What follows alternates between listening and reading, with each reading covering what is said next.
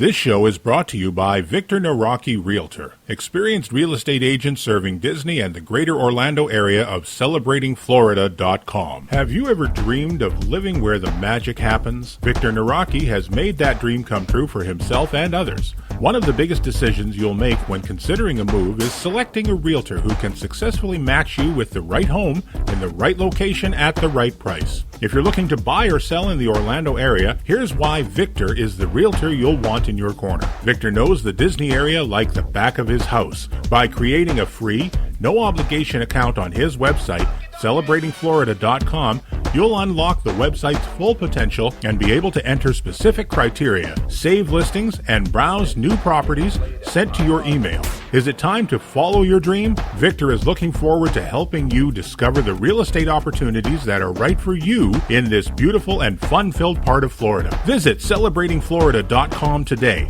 or view Victor's view at victorsvista.com and let Victor know the Solo Show sent you. Ladies and gentlemen, this is our final boarding call and the doors will be closing soon. Please board quickly and safely. Please stand clear of the doors. Thank you. Broadcasting from the second balcony of the House of Mouse, here in Winnipeg, Manitoba, the center of North America, on this little planet we call Earth, this is the Solo Show. On this edition, another park reopens and Stan wants all the details.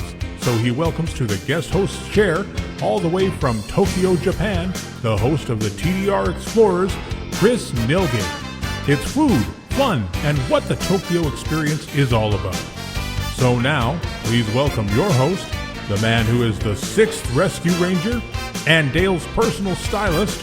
Here's Stan Solo. Hello and welcome to another edition of the Solo Show. I am Stan Solo and I have got an amazing co-host with me today. I've been trying to track this guy down for a couple of years, mainly because I'm greedy and I want to get some information from him. As everyone who knows me knows that my number one tourist destination point or spot is to go to Tokyo Disneyland, Tokyo Disney Sea. And I have the guy you want to contact if you ever want to visit Tokyo Disneyland and Tokyo Disney Sea, or any of the Asian countries. This guy knows it all. You got to check out his website and his YouTube channel, everything else. Chris, oh man, I should have, Nilghe. Yep, there you go. Perfect. First go too. I tried so hard. I just can't get my head around that last. Chris, welcome to the show. How are you today, my friend? I'm doing really well. It's hot, but I'm doing good. How are you doing? I am amazing, but you already knew that. So you're just outside of Tokyo, correct? Correct, yeah. Okay, and I could tell by your outlandish French accent that you are not originally from Tokyo. Where are you originally from? I am from the land of Saskatchewan, so I was your neighbor at one point. All right. Yeah, next province Canadian over. Kid right here. Yeah, born and raised. Yeah. And I joke around when I say French accent. You don't have a French accent at all. I was thinking, do I sound French? I don't think so. Did I say something? I don't know. No. That's just I have anytime I meet somebody that has a different accent, I go, hey, you have a weird French accent. Where are you from? It's one of my Chris, you have a lot of things going on. You got the TDR Explorers, and that encompasses in a huge umbrella of like everything. Or is it a balloon? What would you call it? Yeah, that's a good way to explain it. That it kind of encompasses theme parks in Asia, I guess. Of course, the Disney parks are probably the biggest draw for everybody. Over in Asia, of course, we have Tokyo Disney Resort. Here in Japan, over in Hong Kong, we have Hong Kong Disneyland. And in China, mainland China, we have Shanghai Disneyland. And of course, we have Universal Studios Japan over here. And there's also Universal Studios Singapore and countless other theme parks in Asia. So there's a lot to do over here. There really is. It's wonderful. And I'm not a Universal guy at all, but they're getting, Nintendo World or something over there? Yeah, Japan is getting the world's first Super Nintendo World. So it's going to be a theme land to Super Nintendo.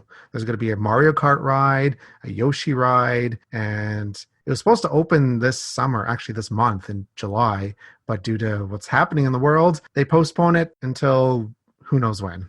Yeah. So what does TDR stand for? So TDR stands for Tokyo Disney Resort. I know, very Okay. original.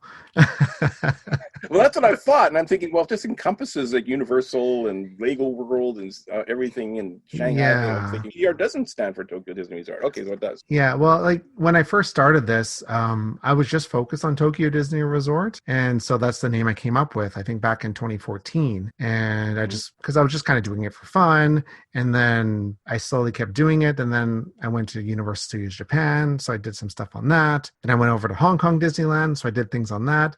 Then Shanghai Disneyland opened, so I went there and started writing about that. And I thought, well, everyone knows me as TDR Explorer. Like that's what people call me. So from a branding perspective, changing my name is probably not a good idea. Yeah, So, yeah, exactly. so I just kept it. It sticks and it kind of rolls off the tongue. So why not? Yes. Yeah.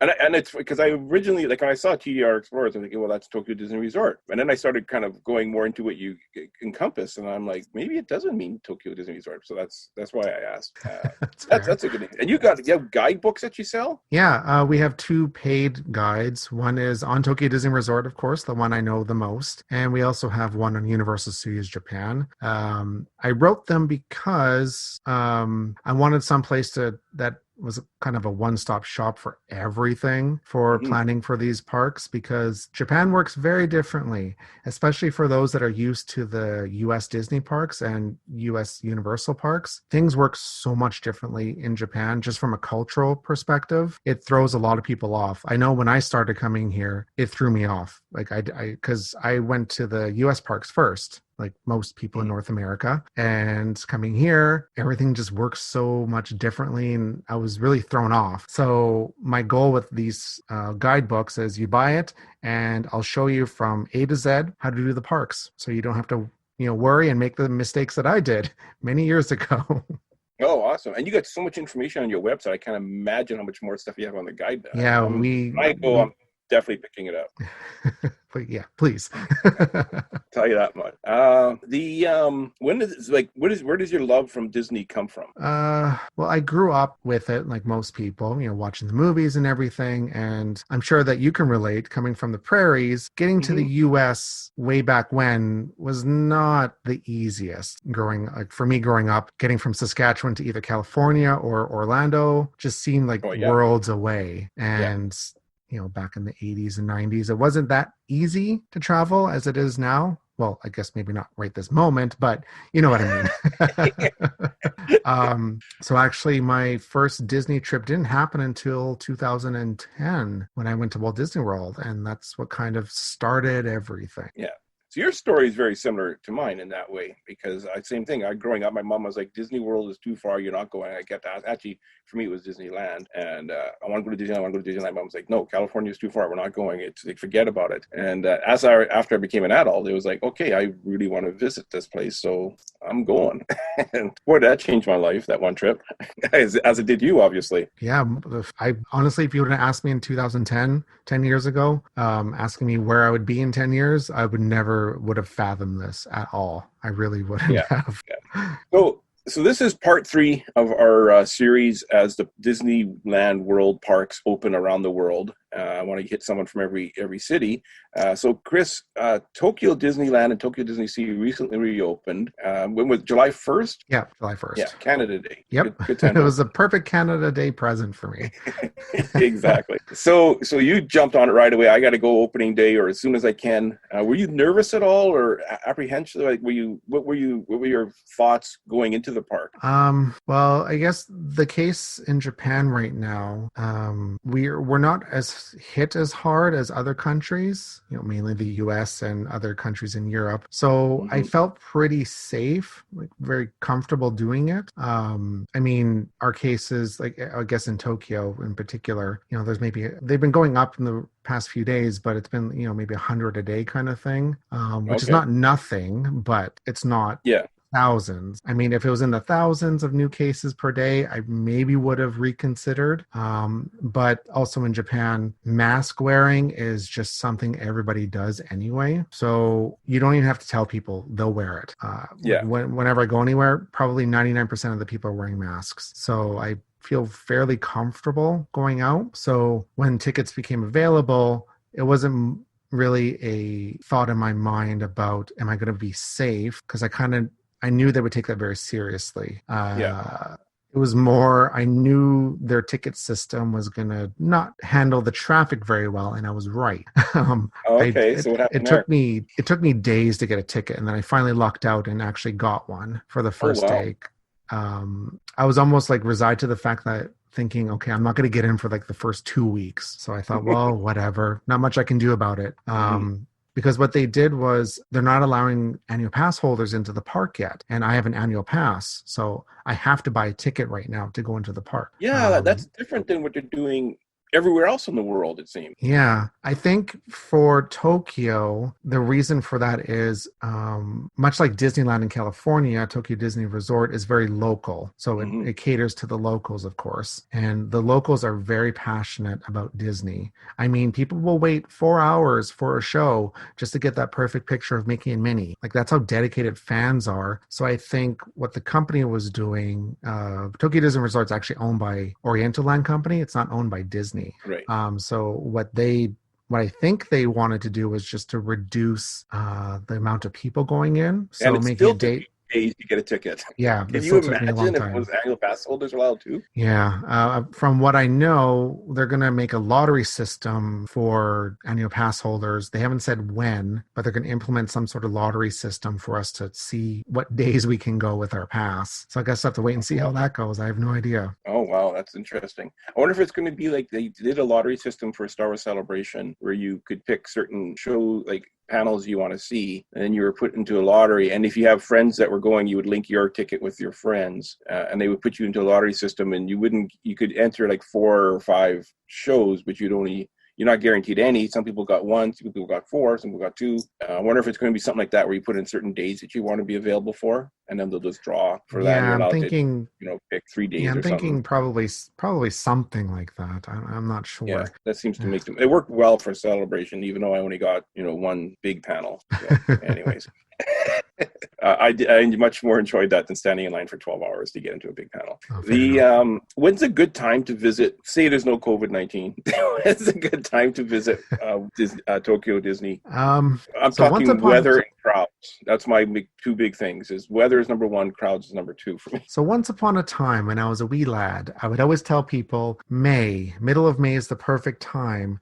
And now I think I may have ruined that for people because I tell everyone to go in May. And the past few years, tourism has like really boomed in Japan, and a lot of Hmm. people go to Tokyo Disney. And our site is one of the very few that's really dedicated to the parks here in English. So naturally, a lot of people see our stuff, right? And I Yeah. never thought that I would have that much influence on when people would visit. And apparently I do. So ideally, mid-May is perfect for weather-wise and crowd-wise. Okay. The reason why I say that is because the end of April into May is what is called Golden Week. And it's a string of holidays, national holidays. And what happens is the entire country is on holiday. So school kids, people from work, everyone has a week or it kind of depends on how the holidays land on the year. Yeah. It could be a week, it could be 10 days. And that is like one of the worst times to be at Tokyo Disney. I mean, the parks reach capacity. You're waiting for everything. And it's just not very pleasant. It's just so busy. But the week right after, quiet, very quiet. So that's But a lot like now, Disneyland after Thanksgiving. And yeah, Disney World kind of after the Thanksgiving. same It's a thing, bit, same thing. used to Yeah. be like that. It's crazy all the time now at the park. Yeah, so that's kind of the best time if you want to kind of hit the trifecta, kind of like the good weather, low crowds. What's the third one? I don't know. I said that Yeah, without really thinking. those are my 2 big. How about how's October? October is really nice. It could be hit or miss because that's typhoon season. That's what I was thinking. Yeah, typhoon Yeah. season. You can't really predict that. Mhm. But the weather's good. It's comfortable, and it's Halloween time as well. They do Halloween here very well. I guess going back to May, for May, it's still Easter at the parks. Easter typically goes until June, the beginning of June, which is so weird for us from Western Western countries to see Easter, like the bunnies and the flowers and Easter eggs. I was wondering about that because I'm watching these YouTube videos of people in Hong Kong, and the Easter decorations are still up. And I'm thinking, okay, yeah, I understand. Maybe they left them up from before COVID hit, but so it does go until June. Okay. Yeah, usually, yeah, because it doesn't have any religious significance here, right? It's just, oh, it's cute bunnies and eggs and pastel colors. That's really all it means in Asia. So I guess it makes sense. They need something. Yeah. So I watched your video. It was a rainy day. Kudos to you for holding out as long as you did on your first That day was back. not Do you have fun. another day booked? Not yet, because the tickets are sold out for the rest of the month. Okay. Oh wow. Okay. So yeah, because when you Yeah. went, there was like zero crowd. Like that. I don't think I've ever seen a Disney park that dead. Yeah, I read as of right now, it's about 15,000 people per park, which is very little. Because I think Tokyo Disneyland holds about 70 some thousand people, and I think Disney Sea is like 50 or 60,000 people. So it's a Okay. very small fraction. Are they going to be now? Like I watched the Hong Kong videos, and the first week was no one was there, and then like every week it seems to be there's like more and more and more people they're allowing in. Is that the plan for Tokyo as well, or you don't know, or what's happening with that? They haven't said, but I'm guessing that's probably what they're going to do. Yeah. Because it seems like Shanghai's keeping it pretty even keel. Like they're not seem to be increasing in that quickly. Whereas Hong Kong, they seem to really increase. And like the lines got long really quick, I felt. Yeah, and Hong Kong's a smaller park too. Yeah, that's true enough too. So you get in your first day, you're excited to go. The first ride you go on is Winnie the Pooh. Was that the one you wanted to go on, or was that because it had a low wait time? What is Winnie the Pooh a big attraction? By the way, Winnie is named after Winnipeg. So yes, I knew that. Yeah. That's yeah. So okay, if you just say, "Oh, my first ride to Winnie the Pooh," well, if you've been to the other Disney parks, okay, that sounds like a weird ride to do. But here at Tokyo Disneyland, Pooh's Honey Hunt is one of the key attractions at Tokyo Disneyland because it's a trackless ride and it is phenomenal. It is so much better than the other Winnie the Pooh rides. It's one of those that you have to do at Tokyo Disney, and it always has a really high wait time. I'm talking about maybe 90 to 120 minutes is average on a normal day. Okay. So, I'm thinking it's the same as the one in Disney World and Disneyland. I'm like, not at all. Yeah, they get the long lines and I go on it if it's short, but it's not the first one I run to. Oh, no.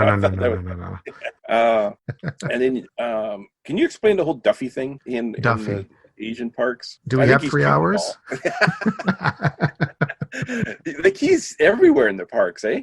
Yeah. So, well, Duffy originated in the U.S., right? He was brought over to he was made for the U.S. parks, but he wasn't Duffy originally. It was like to promote, I can't remember off the top of my head, but it was to promote something in the U.S. And then they tried to make Duffy, it didn't work, so they just kind of kiboshed it. And then Oriental Land Company here in Tokyo decided to take Duffy and make it their own. So they made Duffy, and I think he originally debuted for Christmas at Tokyo Disney Sea in like 2004, 2005. And he was a hit, like a huge hit. And what Oriental Land Company did was they redesigned the bear to make him look really cute and very warm and welcoming, because Japan loves cute things, right? They're like the pinnacle of cute culture. So they kind of knew what would work. So they did that, and it just took off. It just took on a life of its own, and Japan embraced it so much. And then they started introducing these new characters. So there's Duffy, and then Shelly May came along, and then there was Gelatoni,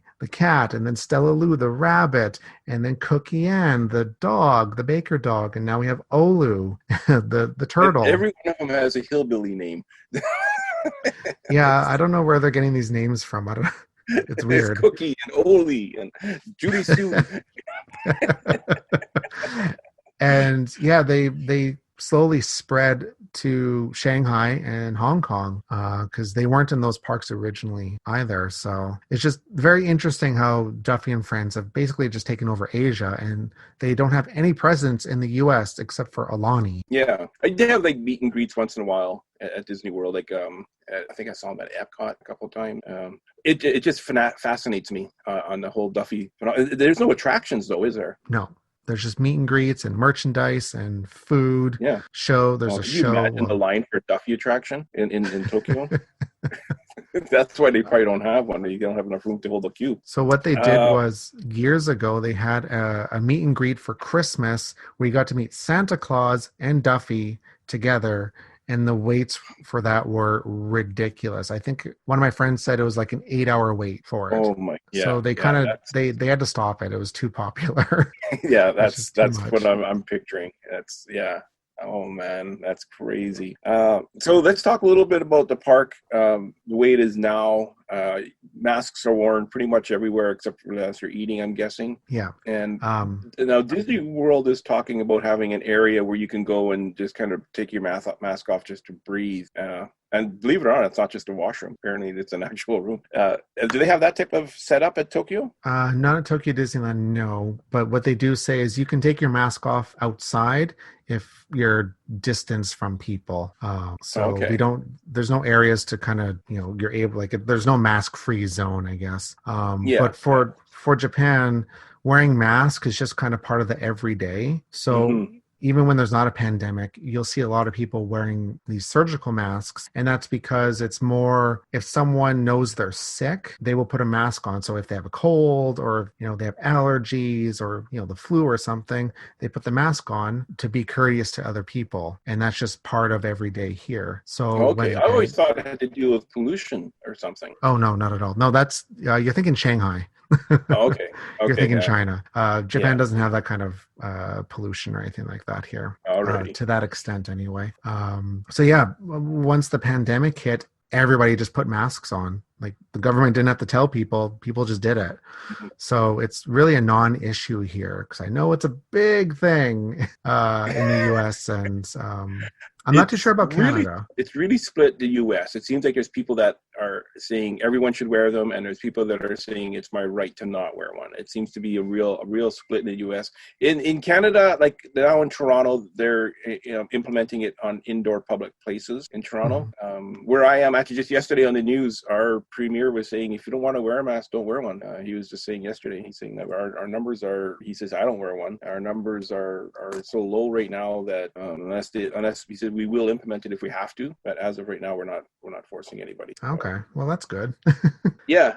Oh, our numbers are fairly decent right now. Currently, hopefully they stay this way. We don't get any more waves or anything. What other steps are they doing? Like you were mentioning that the Haunted Mansion got rid of the pre-shows. Are you talking about the stretching room? The whole thing. So when you first go in, and then there's the fireplace with the portrait, and it slowly changes. They're not doing that, and also the stretching room. So everything's just wide open, and you have to line up along the wall where there's yellow markers telling you where to stand, and the line just kind of keeps going until you get to your doom buggy. So it was weird. It was very weird. I could imagine. Yeah, I would imagine. It's almost like having like a super fast pass kind of thing. We don't have to wait through the pre-show. Yeah, it was kind of nice, I guess. I've seen the pre-show a million times, so it didn't really bother me. Yeah. What other things are they cleaning stuff more? Do you notice that happening, or what's going on there? I saw a lot of cast members, custodial, going around wiping a lot of stuff down, like the rails and the garbage cans. Attractions, I think that's harder because a lot of stuff is continuously moving. So having to stop and clean between every single person would just slow things down considerably and probably cause rides to stop. So I can understand them not being able to do that all the time. But they do have hand sanitizers at the entrance and the exits for all attractions. And they ask you, please sanitize your hands. So they have that. Of course, social distancing markers. Everyone kind of knows this at this point. For the restaurants, if you're at a counter service restaurant, the registers where you order your food, there's plexiglass between you and the cast member. So you don't really have to. It's almost like you're at a bank, I guess.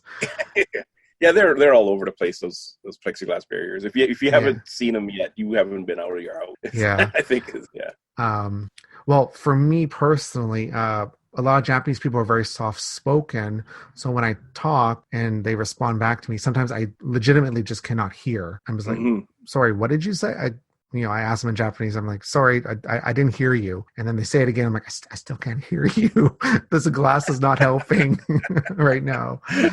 Um, so then, what usually happens is they mistake me for not understanding. It's like, no. I just didn't hear you. I can speak Japanese. I'm speaking Japanese to you right now. I just did not physically hear you.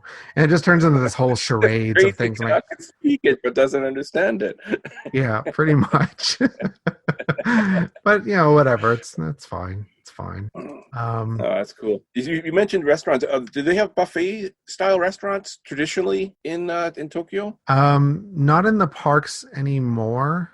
Oh no, I shouldn't say that. Tokyo Disneyland has the Crystal Palace, but I think it's closed right now, which is a buffet. Okay. They used to have a buffet in Tokyo Disney Sea, but that closed and they turned it into a counter service restaurant. All the hotels, the Disney hotels, do have buffets. You know what? I never thought to look if they're doing it or not. I'm not sure if they changed it to maybe like a set menu where you're at your table and you order from the buffet and they bring it to you. Because I know some restaurants in Japan have been doing that for the buffets. So I'm not sure. Yeah, that's what I was wondering, if they're going to have cast members there kind of serving you in line, or if they would bring it to your table. That's what I was wondering, what the changes were there. Yeah.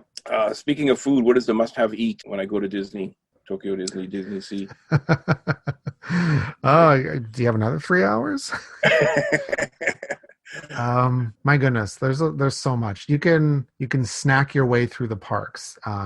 I think Japan does some of the best snacks. After having snacks here, it's really hard for me to have snacks in the US parks because everything's just so sweet and heavy. Mm-hmm. Whereas Japan, they do their sweets they're light, and they change them all the time. But of course, they do have greasy food too. One of my favorites at Tokyo Disneyland is called the pizza spring roll. Yes, and I heard you mention that on your podcast. You got delicious. A podcast too. I forgot to mention that. You got a podcast going also. You got everything. Yeah. So anyways, this pizza spring roll. Yeah.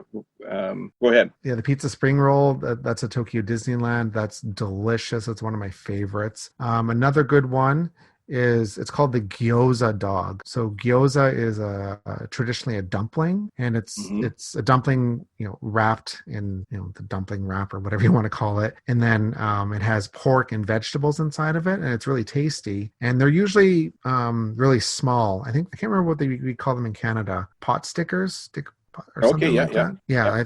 They're kind of like that. But the gyoza dog, they take it and it's like 20 times larger. It's like this large, gigantic hot dog bun kind of, but it's a big dumpling, like in a steamed bun. So like a pizza pot, kind of. Much bigger than a pizza pot. Oh wow! Okay. Like a calzone. Yeah, kind of. A little more dense than that. If you've ever had dim sum or something like that, it's kind of like one of those big like steamed buns, kind of like that. Oh, okay. It's delicious, and they change it sometimes for the seasons. So in the for Halloween. In years past, they've done it where it was Cruella de Vil themed. So half of it was black, half of it was white to look like Cruella de Vil because she has her hair 2 different colors. And then sometimes it's just completely black, like just as I can't explain it without it sounding. Well, they did the Darth Vader bun or burger at Walt Disney World, and it was a completely black hamburger bun. Right. Yeah. Yeah. And, so kind of the same idea. That's really good. Another snack that I like, and this is only Disney Sea, it's called the ukiwa bun. And ukiwa means like life preserver or lifesaver. So it looks like a little life preserver, and it's this round steamed bun, and it's pink with white rings around it. Oh, nice. And the packaging has Donald Duck on it. So when the bun is in the packaging, it looks like Donald's head is poking out of the lifesaver. Love that. But then if you turn it around, on the other side, on the back side of the wrapper, is his butt. So it looks like his butt is coming out the other end. And it's the cutest thing. Oh, so cute. So awesome. And I got to learn how to pronounce these words because I'm going to starve to death when I go there because I can't pronounce. I'm going to have to just point. Oh, don't worry. My guides have all that in there. Like I have things that you can point to show to the cast members. Like this is what I want. Like I have it in there showing the Japanese, but then also how to pronounce it in English, and also to how you pronounce it. And you can just point to it and just show the cast member. They know exactly what you're asking them. So I've done a lot of thinking about this stuff. We did did a lot of work. Awesome. Oh my goodness, I can talk How about is the snacks. how is the for an English person, like I only speak English and I barely even speak English. How would I do? Am I going to be in trouble? I look at your YouTube videos and they like you see a menu and there seems to be English always written underneath it, and Mhm. all your signs in the background are both. How would I fare? You'll be fine. Okay. Japanese are very good with with customer service. So they're going to go above and beyond to make sure that you have a pleasant experience. So for the most part, you'll be fine, especially when you're ordering food and stuff. Just a lot of pointing. That's really all it is. Mhm. And if you don't need to do anything super complicated, you'll be fine. But if you do need to do something complicated at a restaurant or at the hotel, cast members will usually find someone that does speak English or at least some level of English. Okay. Usually, frontline cast members don't speak a lot of English. Like they might know a few words here and there. Japan is not very good at English. Let's just be honest. Okay. A lot of people in Japan do not speak English, but they're very friendly and they're going to try. So, and they really do So how about like appreciate it. navigating the subway system? And like, say I want to go to downtown Tokyo and I want to take the subway. Am I going to have to hire you?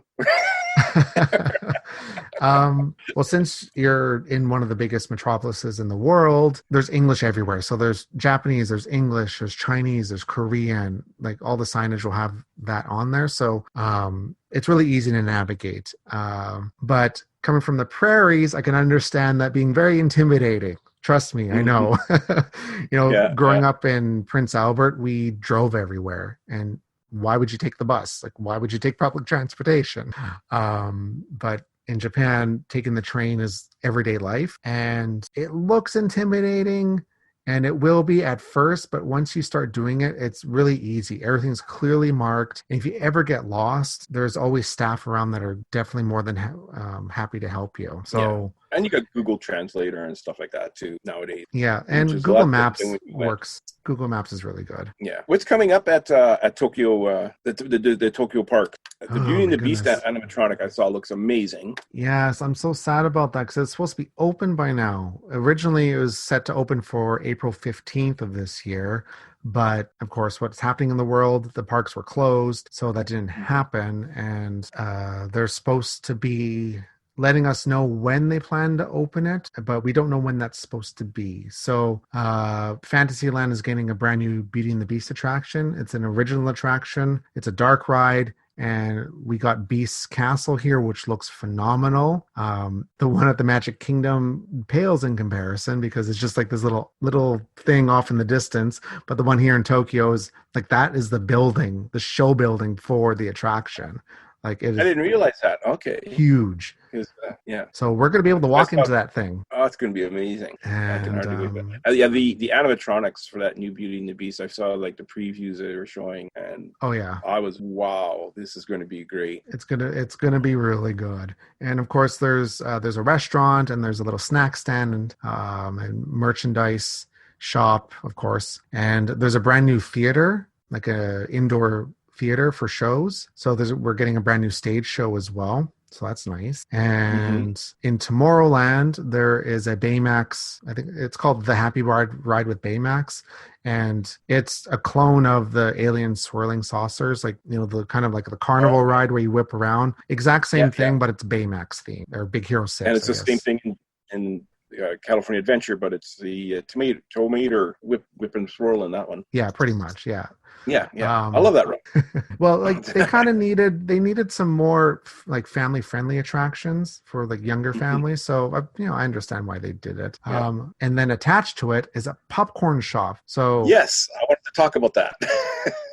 it sounds weird, and people are thinking like, "What Huh? popcorn shop? Why?" Let me tell you, popcorn itself is serious business at Tokyo Disney. There's so many different flavors; it's ridiculous. So they decided we're gonna have a store dedicated to popcorn, and there's gonna be three, I think, new flavors.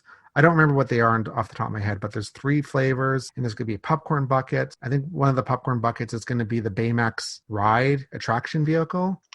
So that's Okay. going to be one of the popcorn buckets. And there's going to be like an apple cinnamon churro in the Beauty and the Beast area. So there's all these different snacks that are coming out. Okay. Yeah, because And I was then reading, like, I was looking over the new things that were coming. This was like a year ago, maybe even a year and a half ago. And when I first announced all these changes coming, I think it was at D23 Expo, and I'm thinking, popcorn stand? Are you kidding me? That's big news. In now I am a popcorn guy through and through. Like, I'll get my reusable popcorn bucket, and that's basically all I eat for a week when I go to Disney World. I mean, I try all the different snacks too, but I always have my popcorn bucket with me filled, and when it's empty, I refill it right away. So I'm excited. I'm excited to try the popcorn stand, believe it or not. It's one of the things I was really excited for. Yeah, popcorn's serious business here. Like they're always changing the flavors. One of my favorites is honey popcorn, which is one that has been around for years, so I don't think they'll get rid of it. Honey popcorn is delicious. My other favorite is black pepper. Ooh. And it's so good. And then over the years, because I've been here going on 7 years now, they've had so many different flavors of popcorn that have come and gone. There was this Chinese chili popcorn, which was kind of spicy. That was nice. Like 4 years ago, I think it was, they had a jalapeno cheddar popcorn, and there was a basically corn soup popcorn, which is kind of meta, I guess. Corn soup. Yeah, corn So potage. your popcorn tasted like corn. Is that? yeah. Just kind of let that one sink in a little bit. Then there was a milk tea popcorn for the longest time that was kind of, it was associated with Duffy and Friends. And they have, so this is kind of funny, they have a chocolate popcorn, but then also a milk chocolate popcorn, and they do taste different. Weird. Wow. I get the milk chocolate popcorn. Maybe the chocolate popcorn's like a dark chocolate. Yeah. The milk chocolate popcorn, how I describe it to people is, imagine if you had Cocoa Puffs and you just drank the milk afterwards. That's what it tastes like. Oh, and it's delicious. They do that, like Kit Kats too. They have all sorts of different types of Kit Kats all over Japan too. Oh yeah, there's so many. Actually, I bought a bunch the other day when I was there's a special Kit Kat store, the Kit Kat Chocolatory. They have them all over Tokyo, and I went there, and there's a sale on Kit Kat, so I bought a bunch of flavors like strawberry, and there's a Japanese citrus called yuzu, which is kind of like a mix between orange and lemon, I want to say. Okay. And cassish, I can never say that word. Some fruit. Catfish Kit Kat? No. Cassish. I cannot say that word. Oh my goodness. Oh, okay. No. Not catfish. Oh my goodness, no. Yeah, I don't know if I'd want to try that one. I don't know. Probably the weirdest Kit Kat flavor I had was a throat loss flavored Kit Kat. Was it cherry flavored or fake cherry? It's kind of, I can't remember the flavor, but like the clear hulls that just almost like Vicks kind of. Yeah, like a menthol. Yeah, that's what it was. It was weird. So was your throat clear after? A little bit, yeah, because it kind of gave that cooling sensation. I thought, this is the weirdest thing. I'm eating a Kit Kat and it's like clearing my sinuses. I don't get it. Oh man. Oh. I can hardly wait. I want to try all the vending machines. I want to try all the Kit Kats. I want to try all the different popcorns and all the different attractions. What's the marquee attraction that I must do? Well, Tokyo Disneyland, Pooh's Honey Hunt for sure. Like, do not skip that. Like, that's a huge mistake. Monsters Inc. Yeah. Okay. So Monsters Inc. Is that like a shooting game? Or what? It's okay. So you do have flashlights and you have to flash them on helmets to make the monsters like pop up and stuff, but there's no score. You just kind of do it for fun. So there's no scoring or anything. So do they sanitize those flashlights between every use, or what are they doing with that? When I wrote it, they weren't. Okay. But they did have like the hand sanitizer after you got off the ride. So you use sanitizer when you get off. Yeah. Yeah. So those are the two at Disneyland for sure. And then of course Beauty and the Beast when that opens up. So those ones. And at Disney Sea, well, there's just so many. Everything. Yeah. Most people can skip Toy Story Mania because it's the exact same one as the other Disney parks, so you're really not missing much there. The only thing is the queue is gorgeous. It's the best one out of them all. But I mean, you can skip it. You'll be fine. But don't skip Tower Terror. Our Tower Terror is different because it has an original storyline in it. It's not the Twilight Zone, because Twilight Zone doesn't mean anything in Japan. Like, people don't know it. Okay. So they came up with an original storyline with Harrison Hightower, and he found this idol called Shikiri Tundu, And Harrison Hightower went missing one evening when he was in the elevator. And it was because of Shikiti Atundu, this idol that he found is cursed, and it cursed the building. So it's one of those that you have to do. The theming is phenomenal in that attraction. Then, of course, Journey to the Center of the Earth, which is in the volcano. Can't miss that one. Is phenomenal. It's great. Coaster, or is it a dark ride? What is that? Both. Okay. It's a dark ride and a coaster at the same time. I won't say much more than that. I don't want to ruin it for you. It's good. I don't do coasters, drop spins, or falls. I mean, it's when I say coaster, it's like the end of it, and it's over in like 10 seconds, if that. Okay. It's part of the story. It's part of the story. So it makes sense. Like when you're on it and it happens, like, okay, that makes sense. It's fun. Like, don't skip it. Like, oh my goodness, you cannot come all the way here and not do it. So do not skip it. I don't have my tickets yet, and the pressure's already on. The other one is Sinbad's Storybook Voyage. So that's a dark ride, and it is cute, super cute. That's what I like. It's a boat ride, dark boat ride. So it's very family friendly and it's fun. And it's Sinbad, and he has this cute little companion called Chandu, which is a little tiger, and he is like the mascot in the Arabian coast area of Disney Sea. And there's food that's themed after him, there's merchandise and everything, and he's just this little tiger from the attraction, and it's so adorable. So you can't miss it. You really can't. And also the Venetian gondolas at Disney Sea. Mm-hmm. So if you've ever been to Italy and gone the gondolas there, same thing, but at Disney Sea. You're in Japan, but you feel like you're in Venice. There you go. And it's not as cheap. And it's not as cheap feeling as doing it in Vegas. It's much better than that. Much better than that. And then there's the transit liner. So it's these boats that go through all the canals at Disney Sea. So you can do a full circle of the park just through the water canals. And it's a really good way to see the park. Yeah, that's what I like. I like relaxing, TAs. Those are my typical. I like shows. Shows are the other thing too I love going for the shows. Well, it was great having you on, Chris. TDR Explorers. Is it tdrexplorer.com? Correct. Yeah. And on the YouTube channel and the podcast and everything else, I'll put as much as I can into the show notes. Is there anything else you wanted to add there, Chris? Come to the parks in Asia. They're wonderful. Like everything that people tell you, like how wonderful they are, they're not lying. They're good. Word of caution. A word of caution. Once you come to Tokyo Disney, it's going to ruin you in a good way. So just be prepared for that, okay? I just want to mentally prepare you for that. And you know what? I know exactly what you mean, because I used to love the fireworks on Canada Day, and people in the U.S. love them on July 4th in their local cities. And then you go to Disney and you see the fireworks. Yeah. Imagine what you're saying is a lot like that. Pretty much, yeah. That's a really good way to put it. I never thought of it that way. That's really good. Yeah. Like it's like Canada Day fireworks, whatever. I can go to Disney next month. I'll wait for that. And I think that's what it would be like once you go to Tokyo World or Tokyo Disneyland, and you know what I'm saying. Yes. Well, thank you for coming on. This was great. Take it away, Ken. If you have a brilliant idea for a future edition of The Solo Show and would like to take your turn in the guest host's chair, then drop us an email at thesoloshow01@gmail.com. Tell us your idea for the show, and we'll contact you about a date and a time for you to join us.